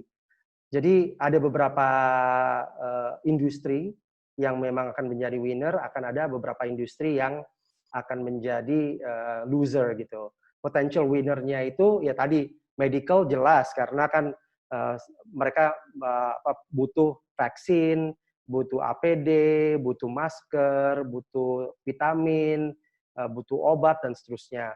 Food processing juga orang tetap makan gitu ya, dan food retail juga orang tetap makan gitu. Personal healthcare juga jelas, dan sekarang e-commerce juga tambah maju nih, agriculture juga tambah maju, tapi ada potential loser juga. Yang paling parah itu adalah ya yang sebelah kiri ini, turisme, pariwisata. Nggak ada yang pergi untuk jalan-jalan, aviation gitu kan, penerbangan nggak ada yang naik pesawat gitu. Mungkin ada, tapi load-nya 10%, 20% gitu. Otomotif, orang nggak beli mobil baru gitu. Mobil lama aja saya di rumah tuh nggak jalan-jalan gitu, ada beberapa mobil gitu kan. Nah, kemudian real estate juga orang nggak beli ini dan seterusnya. Nah, kita bicara ini deh sekarang, bicara mengenai tadi dunia dari logistik. Logistik ini sebetulnya kalau menurut saya it's a winning sektor sekarang ini, karena justru karena e-commerce, karena orang nggak mau jalan gitu ya, mereka mau dikirim gitu, itu justru bisa menjadi sektor yang pemenang. Tetapi even di sektor-sektor tadi ada yang menang sama ada yang kalah, tapi di dalam sektornya sendiri juga ada yang menang, ada yang kalah gitu. Jadi siapa yang kalau teorinya Darwin bilang kan the survival of the fittest gitu. Siapa yang kuat, siapa yang punya strategi, siapa yang bisa punya manajemen yang kuat, dia yang bisa memenangi persaingan. Nah, menurut saya Pak Ferry kebetulan tuh ada di bisnis yang oke gitu loh. Artinya pengalamannya udah nggak kurang gitu kan, 15 tahun di multinasional gitu, terus 15 tahun bikin perusahaan. Jadi ini saatnya menuai gitu. Nah, ya tadi, tapi kan semua itu harus dengan ilmu ya. Orang banyak yang nanya ke saya, perlu nggak sih sekarang ngambil MBA lagi gitu? Ya karena saya dulu mimpin MBA ya pasti saya bilang perlu gitu. Tapi yang jelas perlunya itu bukan MBA-nya, perlunya itu bukan kita ininya, tapi yang diperlukan itu adalah menambah ilmu. Karena apalagi sekarang gampang untuk mendapatkan ilmu, nggak kayak dulu. Kalau dulu kan kita harus baca buku, harus sekolah. Tapi sekarang menuai pengalaman orang itu luar biasa banyaknya gitu caranya. Nah, salah satunya begini gitu ya. Nah, kira-kira itu Pak Ferry. Jadi, I think you are in the right industry, and as long as you have a good right strategy gitu ya. Saya salah satu teman saya itu CEO-nya Bluebird. Dia dari 26.000 armada, saya nggak boleh ngasih tahu, saya udah janji sama dia. Dari sekian banyak armadanya, waduh, bayangin deh Bluebird, taksi siapa sih yang selama 3 bulan ini naik taksi gitu? Ya. Jadi drivernya mau nggak mau harus dirumahkan gitu kan?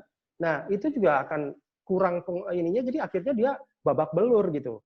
Nah itu bukan hanya Bluebird, tapi Garuda, itu juga CEO Garuda juga teman saya Irfan. Sama semua gitu ya. Sarinah juga sama gitu kan. Ditutup gitu, gimana mau dapat penghasilan. Kira-kira gitu Pak Ferry. Nanti kita ngobrol lebih banyak lagi lah. Thank you, Prof. Thank you. Oke.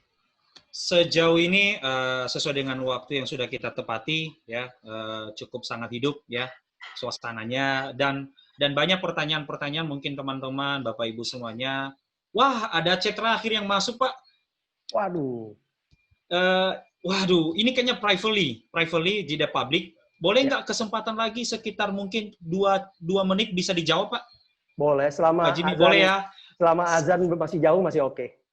Jadi sebelum saya tutup nanti, karena ada info-info penting yang perlu saya sampaikan, jadi jangan keluar dulu ya Bapak Ibu, ada info penting. Satu pertanyaan lagi dari Mas Wilhelmus Wauma. Wah, orang Nias nih. Salam ya Obu. Sampaikan langsung kepada Pak Jimmy, 2 menit dalam menyampaikan pertanyaan dan menjawab. Silakan. Ya, silakan. Ya, baik. Terima kasih pada kesempatan ini. Selamat siang Pak Jimmy. Selamat siang. Ya, terima kasih sudah diberi kesempatan untuk bertanya. Di sini saya mau bertanya Pak terkait kesuksesan.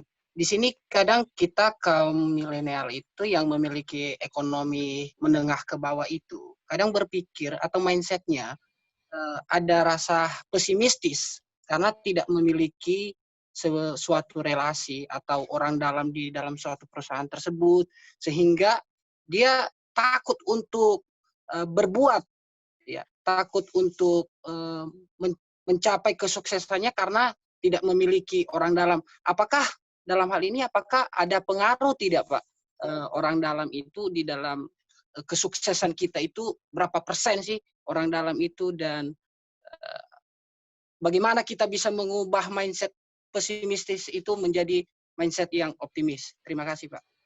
Wah, oke. Luar biasa. Silakan Pak. Ini kolusi nih sama Memo nih karena orang Nias juga nih. No. Oke, silakan Pak.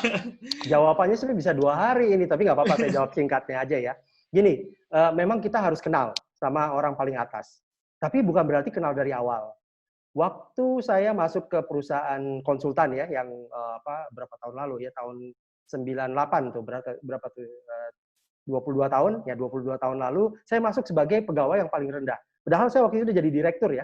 Sebelumnya saya direktur keuangan, usia saya masih muda, tapi terus saya pengen berubah sesuatu yang lebih Jadi saya masuk ke perusahaan global, mulai dari nol lagi. Paling bawah, levelnya paling bawah. Terus akhirnya mulai itu kan, karena kita berprestasi, pertama harus prestasi dulu. Pakai apa? Ilmu. Ya ilmu kita, passion kita harus jalanin, kita harus diperhatiin dulu gitu kan. Untuk diperhatiin tuh kita harus kasih kontribusi gitu. Setelah kita diperhatikan baru, karena bukan karena saya ngasih uang atau apa ya, tapi karena prestasi tadi ya, dan kontribusi, keinginan, kerja keras dan lain-lain. Nah, akhirnya tadi orang-orang mulai ngelihat, ini ada ini kan satu global perusahaan itu kan ada ribuan karyawan ya. Mungkin Pak Ferry ngerti juga gitu, kalau di multinational company kan nggak mudah gitu. Terus tiba-tiba ada anak muda nih yang mulai muncul gitu. Nah, dikumpulin lah waktu itu kita di Asia untuk menjadi satu grup gitu, karena udah mendapat perhatian sebagai rising star gitu ya, future leaders, pemimpin-pemimpin masa depan katanya. Nah, itu kesempatan banget karena tiba-tiba yang saya nggak kenal siapa-siapa pada saat itu, saya ditawarin betul-betul profesional gitu. Begitu saya masuk, saya ketemu orang nomor satu yang punya perusahaan yang mendirikan sejak tahun 70-an, namanya Mr. Irwin, James B. Irwin. Nah, terus saya akhirnya, karena saya tadi ya, saya belajar, baca buku, keluasan gitu, saya mulai deket sama bos saya itu. Dan orang lain nggak berani sama dia kan. Saya merasa, nothing tulus, orang saya pegawai paling rendah kok. Paling parah kan saya dikeluarin gitu. Akhirnya saya mulai email-emailan sama dia. Karena pada saat itu nggak ada WhatsApp, nggak ada apa ya, saya email. Terus dia kaget gitu kan, karena saya bisa kritik dia. Saya bilang, di satu email, saya bilang, Mr. Irwin tadi, saya nggak mempermalukan dia ya. Saya lakukannya benar-benar halus. Saya bilang, Mr. Irwin, tadi Anda ngomong kayak gini di sini, mungkin ada baiknya kalau misalnya kata ini diganti dengan ini, kayak gitu aja gitu. Nah, kan dibilang, kok berani banget gitu, tapi nggak ada yang tahu gitu. Baru ini saya cerita karena sekarang aja gitu. Akhirnya yang tadinya saya nggak kenal, saya baru sekali ketemu, terus terakhir justru saya bisa akrab gitu sama dia. Dan tadi walaupun saya paling rendah sedikit, saya nggak, tapi dia nggak bantu saya ya. Akhirnya tapi saya naik karena prestasi tadi. Nah, tadi kan saya cerita kan waktu saya di Banjarmasin kan, pada saat saya kesulitan, terus orang nutup saya, nutup jalan saya. Kenapa? Karena tadi saya rising star, orang merasa terancam. Wah, ini Jimmy Ghani, dia bisa ngambil alih pekerjaan kita dan seterusnya gitu. Siapa yang nolong? Ya Allah yang nolong. Tapi melalui Mr. James B. Irwin tadi. Karena Mr. James Irwin, pemilik perusahaan yang merintahkan CEO saya di Asia. CEO-nya tuh waktu itu namanya Aloysius Slim. Dia bilang ke Aloysius, kamu minta Jimmy ke Amerika. Kebetulan ada training dan ada promosi. Saya jauh waktu itu levelnya. Saya ya udah di tengah ya, jadi project director. Tapi saya kemudian akhirnya alhamdulillah ditawarin itu. Saya kenal nggak? Saya nggak kenal sama Mr. Irwin sebelumnya. Akhirnya apa? Saya jadi akrab. Begitu saya jadi Vice President untuk Asia, saya kan sering ketemu sama dia kan. Saya jadi akrab sama beliau. Terus jadi ya inilah udah kayak orang tua saya sendiri. Sampai di satu titik, waktu itu saya ingat di pertemuan di Hong Kong. Dia lagi ngundang kita makan di restoran di Hong Kong. Terus dia bilang, kerjaan orang tua kamu apa katanya. Terus saya bilang, kebetulan ayah saya waktu itu udah jadi duta besar ya, di tahun 2000 berapa gitu. Dia baru tahu gitu, oh ayah kamu duta besar. Dan dia orangnya kaya raya lah ya. Terus dia kenal sama presiden di dunia, perdana menteri. Dia bilang, saya sering ke keliling dunia gitu. Pada saat dia ke Finland, dia temuin tuh, dia ketemunya bukan ketemu ayah saya, ketemunya sama perdana menteri. Tapi di tengah-tengah itu dia temuin ayah saya. Karena apa? Karena saya udah akrab sama dia. Bukan karena KKN, tapi karena emang kita jadi dekat gitu loh. Karena merasa, oh ya kita punya ini gitu. Kira-kira gitu. Nah, habis itu ya udah semuanya history. Kenal baik, ya udah saya jadi jadi orang ngelihat kok Jimmy bisa kenal baik ya. Mungkin karena namanya sama gitu. Yang satu Jimmy, yang satu James gitu. Tapi ya itulah kira-kira cerita. Nah, kalau misalnya sekarang nggak punya orang dalam, jangan takut, prestasi dulu, tapi jangan bicara, oh saya mau KKN sama ini, mentang-mentang saya kenal sama ini, saya mau naik gitu. Wah, itu saya nggak senang. Tapi kalau Anda kerja keras, selalu belajar, terus nanti butuh sedikit boost aja. Ya, saya nggak kenal waktu itu. Kan tadi ada yang tanya kan, kok bisa jadi dirut termuda? Saya nggak kenal sama Pak Sofyan Jalil pada saat itu. Tapi sekarang alhamdulillah jadi akrab gitu kan. Walaupun beliau waktu itu nggak jadi menteri lagi, sekarang udah jadi menteri lagi. Gitu. Nah, kenapa? Karena saya nggak pernah ngelihat itu menteri atau itu. Kalau kan sama setiap orang harus baik kita gitu loh. Sama siapapun di dunia ini kalau kita mau berhasil, ya salah satu formulanya adalah harus baik sama semua orang. Kira-kira gitu ya, Mas Wilhelmus ya. Jadi nggak harus kita punya orang dalam di awal. Cuman nanti kita harus deket sama semua, termasuk bos kita, sama bawahan kita, sama sesama manajer, sama yang lain-lain. Kira-kira gitu. Oke. Terima kasih Mas Wilhelmus. Dan ada pertanyaan sebenarnya Pak, tapi kita anggap sudah close ya. Ya. Tapi pertanyaan teman-teman yang belum dijawab, itu tetap kita nilai kok. Tetap kita akan nilai untuk bisa kategori mendapatkan buku ini. Nah, jadi waktu kita closing, sebelum saya closing Pak, dari teknis dari saya, ada closing dari Pak Jimmy atau sudah selesai Pak? Gini, saya terakhir penutupan dengan slide lagi ya. Jadi singkat aja, ini ada 5 hal yang saya mau bagi ya. Tapi saya rasa nanti semua udah bisa baca ini. Yang pertama, mimpi besar itu penting. Kemudian kita jangan nunggu sampai kita siap atau sempurna. Mulai dulu hari yang kecil dan bergeraknya cepat. Nah, yang keempat itu prioritas hidup kita perlu tetapkan, dan mana keputusan apa yang kita harus ambil, yaitu harus berdasarkan prioritas. Dan yang terakhir, ya kita kan mau bahagia gitu ya, supaya awet muda gitu kan. Ya harus semuanya senang hati gitu loh. Just enjoy the journey. Semua itu hanya sementara. Mau jadi kita dirut, mau jadi rektor, mau penasihat menteri, saya udah ngalamin semua. Semua itu sementara. Gitu. Yang nggak sementara itu adalah hubungan baik. Gitu. Kalau hubungan saya kayak sama Om Iwe kan, kita ketemu cuma berapa hari gitu, tapi berapa hari itu jadi akrab gitu. Saya senang banget gitu kan ngelihat Om Iwe kepala desa yang wah luar biasa gitu. Jadi sampai sekarang kita masih in touch gitu. Kira-kira sama mahasiswa saya masih in touch juga, sama pegawai yang udah pergi ke perusahaan lain masih in touch dengan sangat baik gitu. Karena tadi kita benar-benar berupaya untuk menjaga silaturahim tadi. Kira-kira gitu, Mas Memo. Oke, closing terakhir berarti silaturahmi. Nah, ini dari saya closing terakhir. Thank you buat Bapak Ibu, teman-teman semuanya, dan seperti yang disampaikan oleh Pak Jimmy, setiap Sabtu akan kita ada seri-serinya. Ini seri pertama. Tentu bukan saya lagi, tentu pasti Pak Jimmy dan yang lain nantikan para materi kita akan tersajikan. Makanya tolong diikuti Instagram kita ya, Orbitin ID, nanti segala informasinya ada di sana. Nah, yang kedua, nanti akan kita kirimkan sertifikat di email masing-masing ya. Sertifikat dan materi. Materi bisa diberi ya, Pak Ya, Jimmy? Boleh. Wes, keren. Jadi materi nanti kita akan kirimkan, sertifikat nanti kita akan kirimkan. Dan yang ketiga, bagaimana pengumuman buku ini bisa saya tahu? Nah, yang sudah bertanya dan teman-teman, nanti pertanyaan terbaik akan kita desain dan akan kita masukkan ke dalam Instagram kita dan akan kita tag pemenangnya. Jadi, teman-teman tolong dong di-follow Instagram kita. Nah, Mas Memo, yang garis X, yang saya sudah umuran tidak mempunyai Instagram, ya udah nanti kita japri by WA.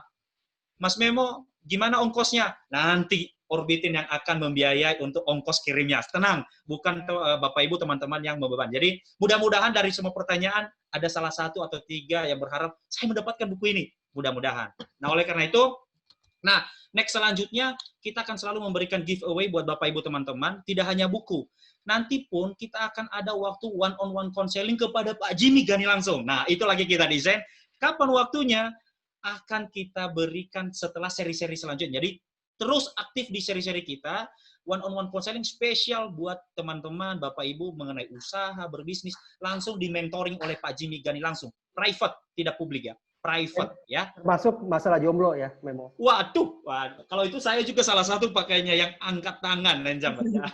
Jadi sekian dan terima kasih. Sebelumnya bisa nggak kita tampilkan foto kita untuk kita screenshot atau kita dokumentasikan? Yes, fotonya yes ya. Jadi tim tolong di screenshot fotonya, ditampilin di screenshot sebagai bayi dokumentasi. Yes, teman pada cantik, Yes.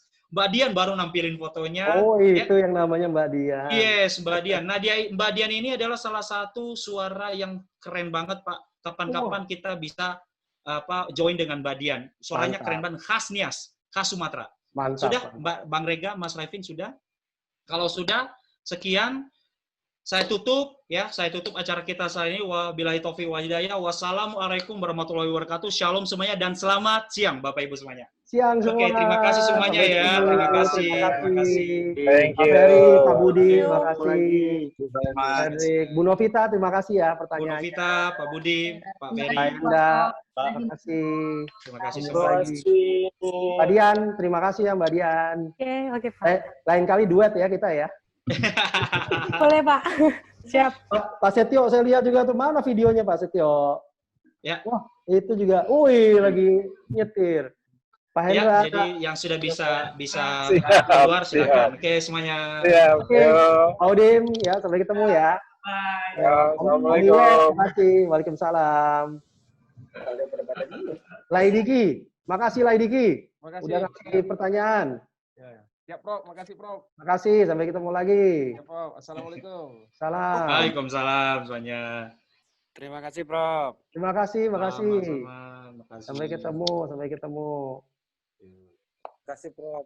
Makasih Mas Enda. Sampai ketemu lagi. Sampai minggu depan ya. Mudah-mudahan minggu depan dah ikut juga, bisa ikut, ada waktu ya. Minggu depan tuh tentang digital transformation ya, Memo ya. Yes, tentang digital transformation. Jadi Nanti bagaimana info, kita Pak. menyesuaikan diri Yes. dengan era digital saat ini ya. Oke Pak, siap. Nanti kita Oke, info. terima kasih. Saya siap-siap dulu untuk sholat zuhur. Terima kasih ya. Assalamualaikum warahmatullahi wabarakatuh. Waalaikumsalam warahmatullahi wabarakatuh.